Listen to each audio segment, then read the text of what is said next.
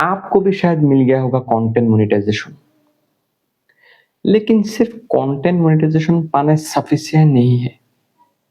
उसके साथ आपका एंगेजमेंट और व्यूज का भी इंक्रीज करना है, नहीं तो आपका इनकम भी इंक्रीज नहीं होगा।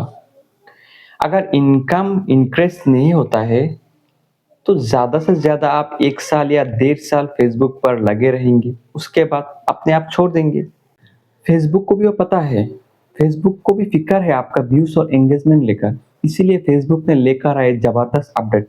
কেঁচা আপডেট, যেনে মই অসমীয়া মাধ্যমত ভিডিঅ' বনাওঁ আৰু আপুনি অসমীয়া ভাষা বুজি নাপায়, যেতিয়া মোৰ ভিডিঅ'টো আপোনাৰ স্ক্ৰীনত আহিব, আপুনি তলৰ সো চাইডত 3টা ডটত গৈ আপুনি ট্ৰান্সলেট অপশনত গৈ নিজৰ পছন্দিতা ভাষাত শুনিব পাৰিব। जैसे रिसेंटली मैंने इंग्लिश मीडियम वीडियो पोस्ट किया और आपको जिस लोगों को इंग्लिश कंफर्टेबल नहीं है, वो लोग आपकी मन पसंदीदा लैंग्वेज से मेरा वीडियो सुन सकते हैं, ठीक स्क्रीन पर देखा गया की तरह। Someone on the street, after exchanging greeting, they made some polite conversation. If you want to know anything about his child, try mentioning his name. मुझे इंग्लिश कुछ समझ में नहीं आया, इसलिए मैं यहाँ पे जाके मेरा कंफर्टेबल लैंग्वेज को सिलेक्ट करूँगा। समझे, अगर मुझे स्पेनिश भाषा में सुनना है इस वीडियो को, देखता हूँ स्पेनिश भाषा में कैसे ट्रांसलेट होता है।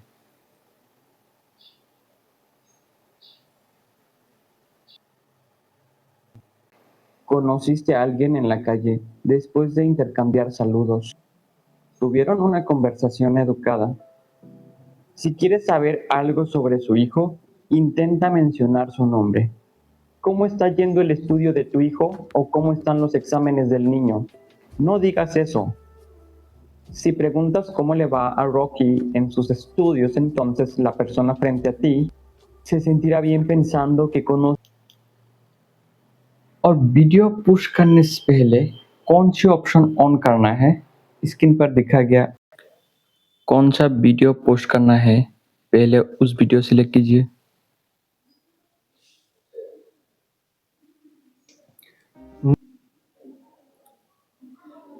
कुछ भी टाइटल दीजिए यहाँ पे। उसके बाद translate your voice with Meta AI, वहाँ पर क्लिक कीजिए। इस ऑप्शन को ऑन कर दीजिए। उस ऑप्शन को ऑन कर दीजिएगा तो आपका वीडियो पूरे विश्व के 200 लैंग्वेज में ऑटो ट्रांसलेट हो जाएंगे। शुक्रिया।